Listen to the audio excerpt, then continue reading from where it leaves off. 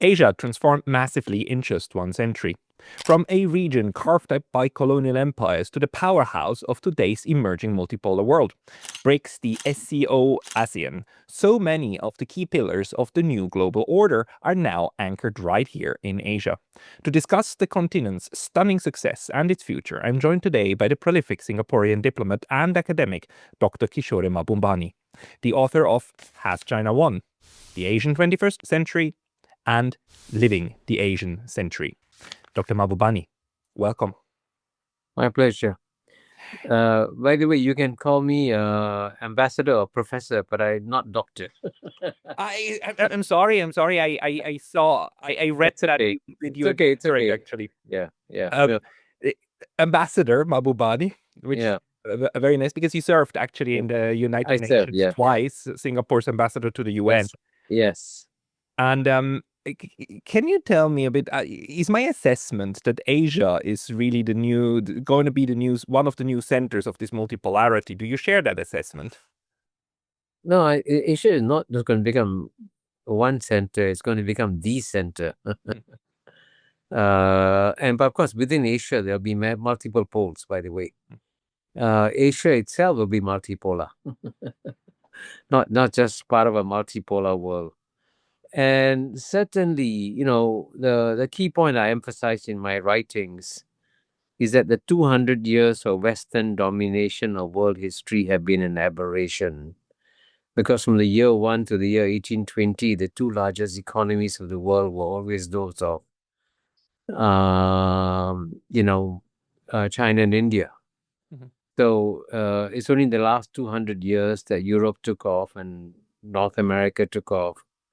But this Western domination was always an aberration. It has come to an end, and it's ending very fast. And I always give one statistic to illustrate this. If you compare the combined economy of the European Union with China, in the year 2000, the combined economy of the European Union was 8 times bigger than China, right? Today, they're about the same size. Yeah. And by 2050, Europe will be half the size of China. And, for the Europeans, they got to understand that when you go from being 8 times bigger than China towards becoming half the size of China in 50 years, you got to learn to treat China with more respect. Instead of making these condescending comments that European leaders still make about China, which is crazy. It is. It somehow doesn't leave the European mindset that they still believe everything rotates around them. But now reality is catching up very fast. One of our colleagues, Glenn Deason, made this argument in a book that Europe needs to get back to this idea that it is really just the Western Peninsula of Eurasia. Do you believe that this will have to come sooner or later, this kind of reintegration of Europe into Asia? Certainly, I think it's important for Europeans to understand that if you look objectively at the world today, Europe represents the past. I mean, it does, by the way, represent a beautiful past. And so I actually believe that Europe is going to become, in some ways, a very nice museum for the world. The United States of America represents the present, but Asia represents the future. That's where all the future growth is going to come from. And it's better for the Europeans to adapt to this change in advance rather than to resist it. And certainly, acceptance means that you got to make real concessions, for example, in places like IMF and the World Bank, and not insist that the European voting share must still remain disproportionately high. What do you think stands in the way of this order now changing peacefully? Because we are seeing currently a lot of violence. We see a genocide in Gaza. We see the war in Ukraine. We see preparations of the United States to go to war with Venezuela. What is it in your view that makes this moment now so violent? Well, I think I would say actually overall, I mean, certainly the war in Ukraine is a tragedy, and the Russian invasion of Ukraine is illegal. It should be condemned. But at the same time, it's a war that could have been prevented if the Europeans had shown some degree of geopolitical competence. And the European geopolitical incompetence is also responsible for this war, because the Europeans completely ignored some real and legitimate security concerns of Russia in the build-up to the war. And certainly the Gaza war is a tragedy, and certainly a war in Venezuela would also be a tragedy. But if you look at Asia by and large, what is stunning is that China has managed to grow its economy dramatically, as I have just demonstrated, becoming the same size of European Union despite being 1/8 the size in the year 2000. But China has achieved this rise peacefully. And normally when great powers emerge, they never emerge peacefully. I mean, Graham Allison in his book, you know, Destined for War, has said that Americans should not wish that China should be like America, because when America emerged as a great power in the 1890s, it was very violent. It declared wars on Spain, conquered Philippines, conquered some of the neighbors. So clearly, China's peaceful emergence has been a gift to the world. And that's why the West should appreciate this and accept the fact that China's rise has been peaceful, instead of trying to thwart China's rise and therefore create a lot of problems for the world. Do you, from your experience also as a diplomat who had to interact a lot with the Europeans and the Americans, the West in general, do you think they can do that? Do you think they're able to jump over their own shadow and actually say like, okay, fine, this time we're gonna try to approach others on eye level? Um, Sorry, repeat that again. Do you think the West is able to finally realize that they have to approach others on eye level and not through this insane kind of berating them constantly for all alleged mistakes? Well, I mean, I would say the more thoughtful people in the West understand that the world has changed, and the West has got to stop talking down to Asians, for example, right? But many of the leaders cannot admit it, you know? You remember President Joe Biden famously said when he was president, he said that the Chinese have the goal of becoming the number one power in the world. But he said, it ain't gonna happen on my watch, you know? No American president wants to be president of the United States when it becomes the number two power in the world. So, that shows that a sense of lack of reality, because at some point in time, I don't know when, Chinese economy will become the largest economy in the world. And it's better to prepare for it in advance and accept it rather than to keep denying it. Earlier on, for example, I mentioned the voting shares in IMF. Even though both EU and China are about the same size, they have about 17-18% of the world's GNP. But the EU share of IMF voting shares is 27%, and China's share is 6%. Now, in theory, according to the voting shares in IMF are supposed to represent your share of the global GNP. So EU has got to cut down its voting share from 27% to 17%, and China's got to increase its share from 6% to 17%. And then you have a voting share that reflects the world of today, not the world of yesterday. But that's a concrete example of how the Europeans are refusing to accept the fact that, Asia has risen and you got to adapt and change. Do you think it is more realistic to try to nudge the West to actually adapt these institutions, or does it make more sense to just build new ones? Because it seems to me that, especially within BRICS, the idea at the moment is to let's build the new infrastructure and just, if the West ever wants to join, maybe in the future they can, but let's go ahead. Well, I think most Asian states actually, surprisingly, are happy to live with the current global order that was created by the West in 1945 at the end of World War II. So you look at all the major global institutions, the United Nations family of institutions like World Health Organization, the World Trade Organization, IMF, World Bank, you name it. They were all created by the West at the peak of its power at the end of World War II. Now, in theory, with Asia rising, Asia can say, hey, we don't want these Western institutions. We want to create our own. But actually, the Asians want to keep these institutions. But of course, these institutions got to adapt and accept Asia's return. So, for example, within the UN, you have a UN Security Council, in theory, it has 15 members, but in practice, as Singapore discovered when we were members of the council in 2001, 2002, that there are actually 5 members who control the council, the P5, and which is, of course, the United States, Russia, China, UK, France. And the 10 members are just, the 10 other elected members are observers, basically. The council is controlled by the 5. But that's not a bad thing to have a veto, 5 permanent members, with a veto. But you got to represent the great powers of today and not the great powers of yesterday. That's what the Security Council was designed to have. And so, for example, you take UK, for example, right?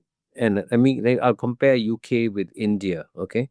And the reason I compare UK with India is that 100 years ago, the British could rule India effortlessly. It's shocking that 100,000 Englishmen could rule over 300 million Indians. Amazing, right? Now, that world is, of course, it won't happen again. But even as recently as the year 2000, the British economy was 3.5 times bigger than the Indian economy. Today, of course, the Indian economy is bigger, but by 2050, the Indian economy will be 4 times bigger than the British economy. Now, when that day comes, it will be absurd to have the UK as a permanent member of the UN Security Council and India not as a member. So if the British want to be gracious about it, the British should say, okay, India is now a much more powerful country than me. The British should graciously give up their permanent seat in the UN Security Council to India. And when I wrote this article for the Financial Times, I thought the Financial Times wouldn't print it. To my surprise, they printed it. So I think the more thoughtful British realize that the time has come for the British to give up their seat in the UN Security Council to India. But that's the sort of thing, these are the sort of changes you need to make. So you keep the institution of the UN, but you change the composition. But in order to do that, the Brits would have to do it voluntarily, and actually the other 4 Security Council members would have to accept that too, because the United States could veto it. France could veto it if they said, like, no, you're not leaving the club. Is it realistic to believe that the institution, that these declining powers have the ability to actually say, like, fine, we need, for the greater good of everybody, we need to disempower ourselves and empower the others? Because we don't often see that in world politics, do we? Yeah, you're right. In France could veto, and United States could veto. You're right, but at the same time, they also got to figure out that the challenge to the UN Security Council, the danger for the UN Security Council is that they may keep their present composition, but they can lose their credibility. No one will listen to them. Say, who are you? Who do you represent? Why should you British still be in the council? So to keep its credibility, it's got to change the composition. So that's the dilemma that the current members of the P5 have. Do they keep the composition and lose their credibility, or change the composition and gain and keep their credibility? But what I have done is, in my book, The Great Convergence, I've also suggested a comprehensive formula for reforming the UN Security Council. I call it the 777 formula. So you will have 7 permanent members in the UN Security Council. And then the 7 will be, of course, United States, Russia, China. The European Union will have 1 seat combined. And then you will have, as the new members, India, Brazil, and either South Africa or Nigeria from Africa. So 7 permanent members. And then you will have 7 semi-permanent members. Because, for every new member that wants to come in, right, there's always a neighbor that says, why not me, right? When Brazil wants to come in, Argentina says, why not me? When India wants to come in, Pakistan says, why not me? Right? So for every member that wants to come in, there's a member that says, why not me? So for the countries that say, why not me, can become 7 semi-permanent members of the Security Council, whereby they rotate every 8 years and come back in. So they get something also. They also benefit. And then you have 7 elected members. So I believe something along the lines of 777 can work. In fact, the Quincy Institute of Washington, D.C. Is trying to adapt my formula and suggest it as a way of reforming the UN Security Council. In order for that to pass, you would need to change the UN Charter, right? And that would have to pass through the GA and the General Assembly and the Security Council. So it would need, for the General Assembly, for it to pass, it would need just a simple majority or more. I think probably a 2/3 majority, but I think if you have a formula that makes a lot of winners from this formulas, you see, right now the current formulas will change, create losers and not winners from a lot of people. But the formula I've suggested creates about 30 to 40 winners from this formula, and so the winners therefore have a stake in voting for it. How to sell it to those who would need to agree to decrease their relative So power? actually, you know what, for the smaller states, it's actually better for them if they don't have to compete with the middle powers in the UN Security Council. Because if you look carefully at the history of the UN Security Council, some of the middle powers, like Brazil, for example, keeps coming back every 8 years, every 10 years. And then the smaller states don't have a chance to get elected. They have to run against the Brazils and the Indias and Japans and all that. But under my formula, the middle powers in a separate category. Mm. So the smaller states will have to compete among themselves, and they have more scope to join there.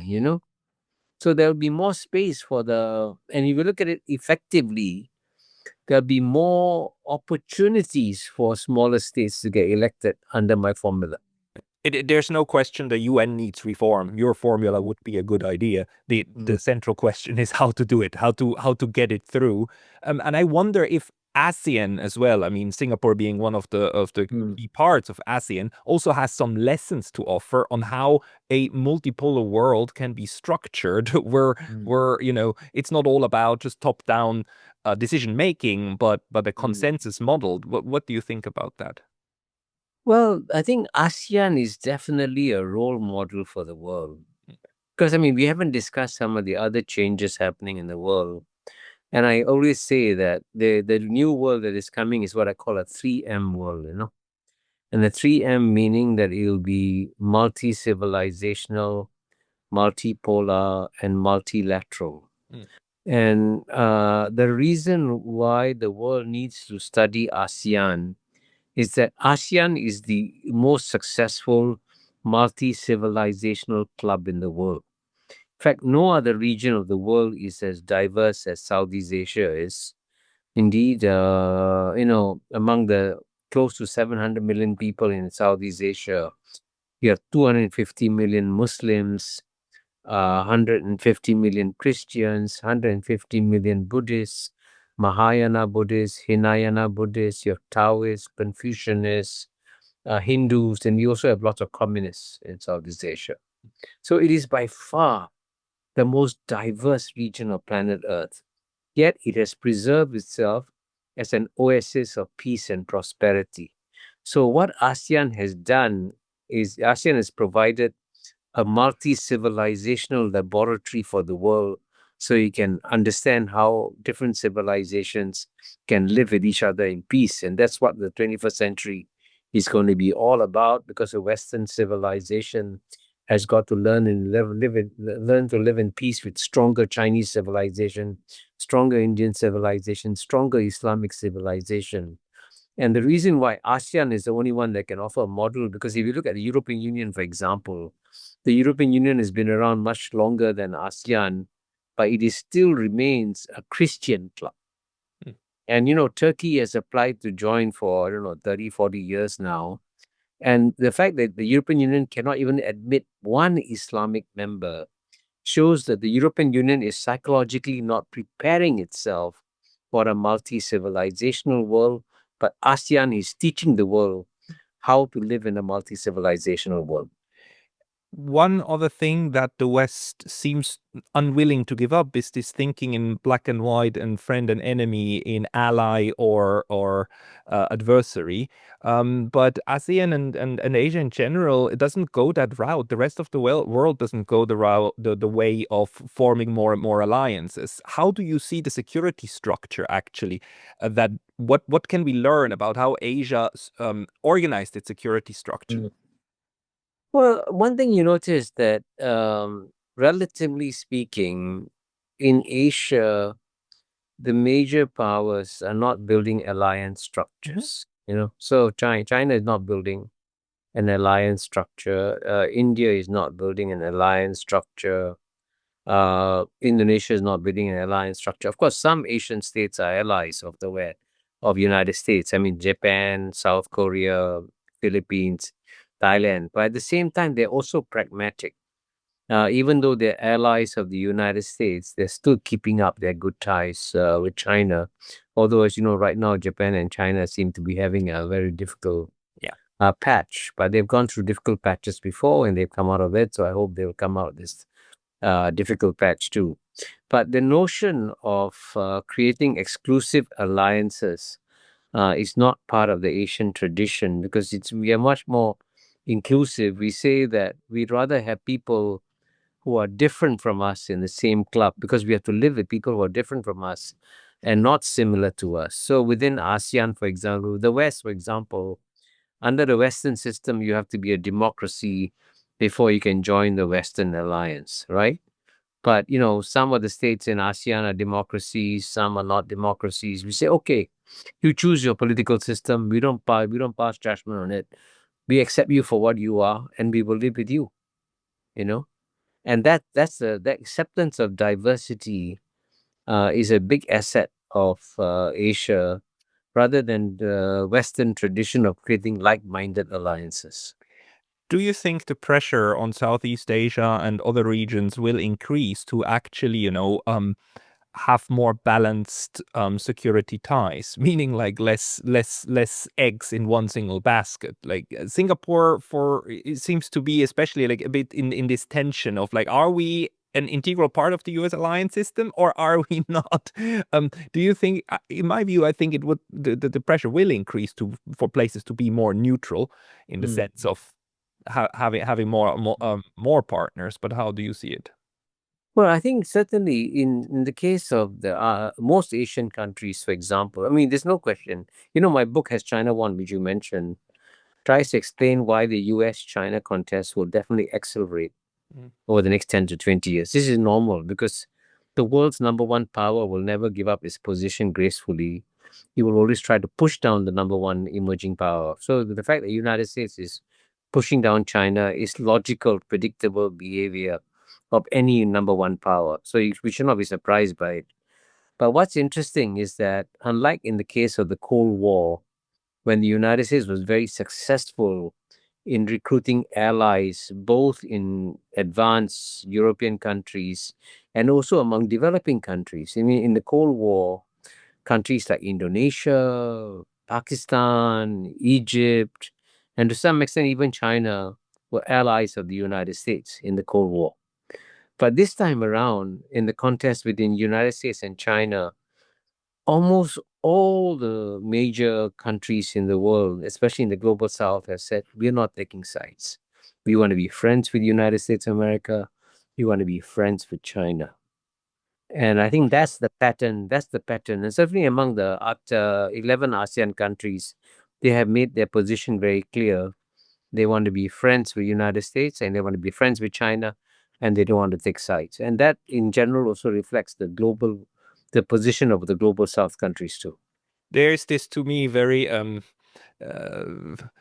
very telling very telling video about the foreign minister of India, Mr. Jaishankar, in a interview about 1.5, 2 years ago, when the Western interviewer really pressed him on when push comes to shove, will you be with the West or with China? Will you be with the West or will you be with China? It seems not to register in the West that you can have friendship or not defined relationships with several sides. Do you also observe that?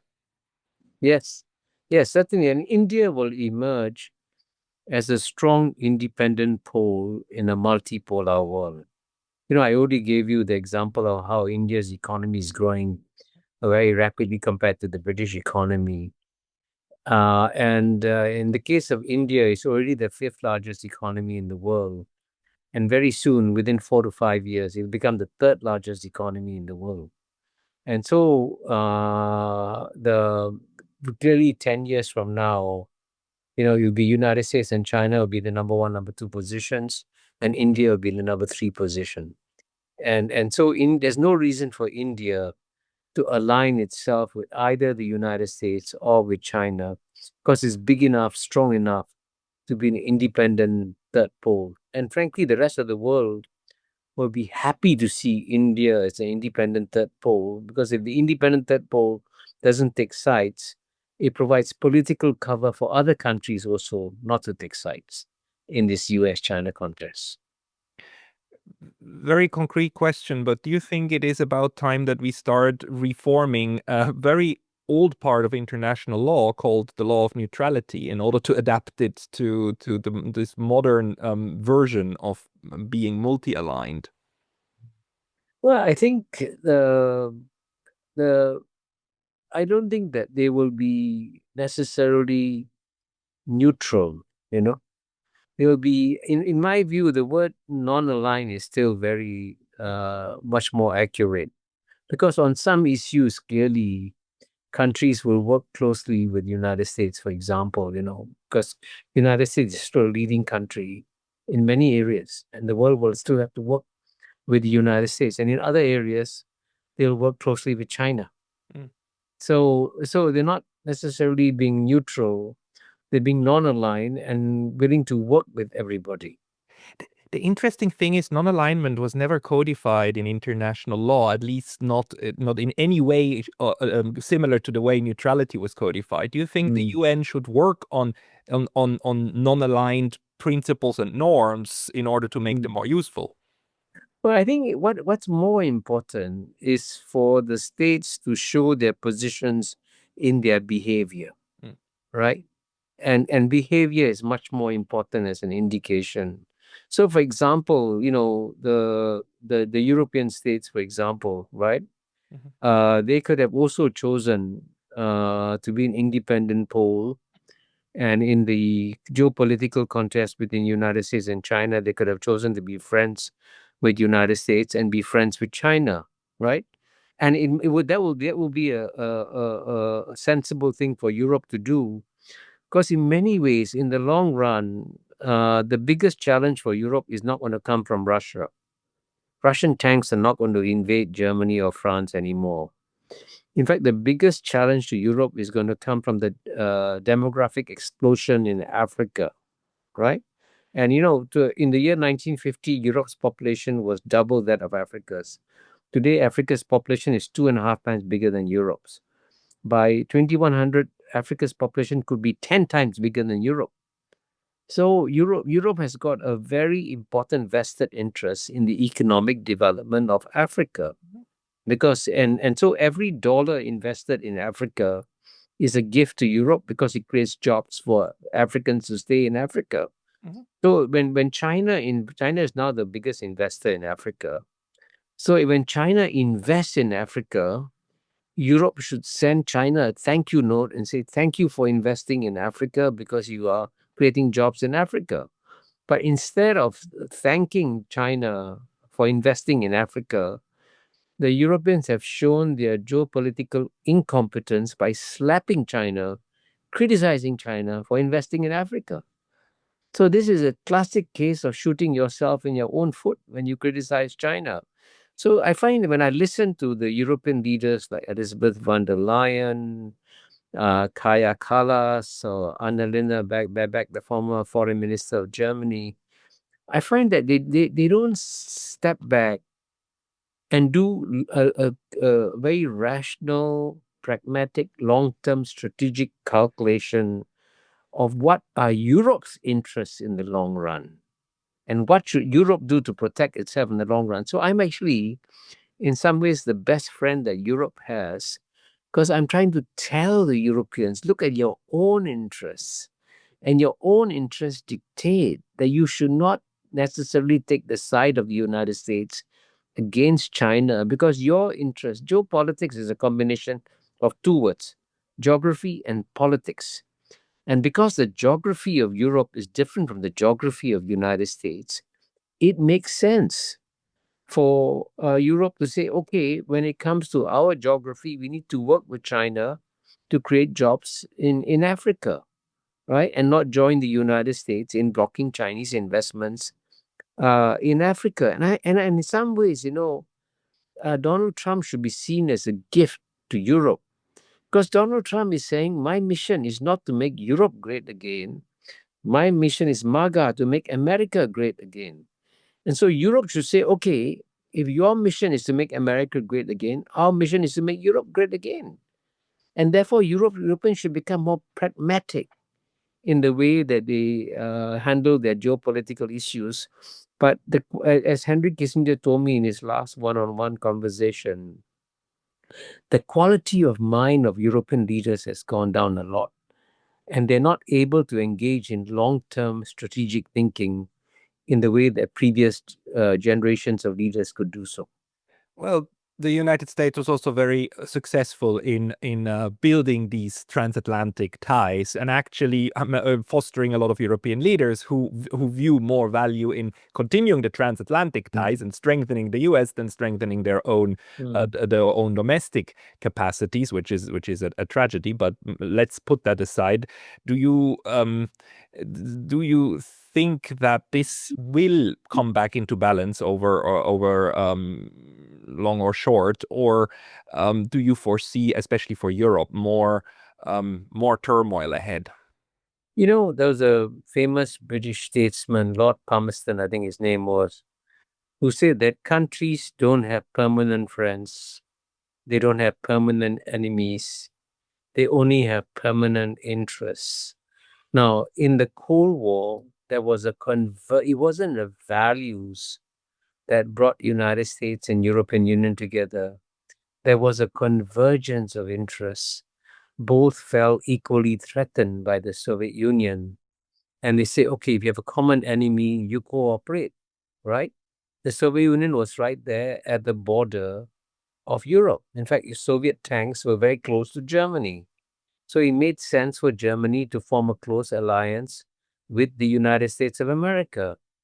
Now, China is 12,000 kilometers. The gap between Brussels and Beijing is what, 12,000 kilometers or more. China is not a threat to Europe. So, so in that case, if you want to look after your own interests, as by the way, Donald Trump is actually, to be fair to him, looking after American interests very well, right? He's taking care of American interests. So I think certain parts. So therefore, Europe should also learn to take care of its own interests and decide where its interests converge and where its interests diverge. Because in the long run, geopolitical alliances are not based on values; they are based on interests, as Lord Palmerston said. And the European Union needs to do a complete strategic reboot and figure out where its interests lie. Because without doing the strategic reboot, the Europeans are making mistakes. For example, there's Susan Glasser, a New Yorker writer. She wrote recently that the current European policy is one of practicing strategic self-abasement. Now, that's like her words, strategic self-abasement. Now, strategic self-abasement means kowtowing. Now, you never get the respect of anyone when you kowtow. So the Europeans should therefore work out their own independent foreign policy and not rely just only on, relying on others to save their interests. Your words, Ambassador, in the ears of the Europeans, or the European Union at least. I have to be very mindful of your time, and I thank you very much for speaking to us. People who want to follow you, is there a place where you regularly publish your analysis? Well, I mean, I use I have a website, www.mamubani.net, but I also have Twitter, Facebook, LinkedIn, and Substack. I will So put I have all they can turn to any one of them. I will put the links to all of them into the description of this video below. Sure. Ambassador Mahbubani, thank you very much for your time today. Thank you. Thank you very much. Thanks a lot.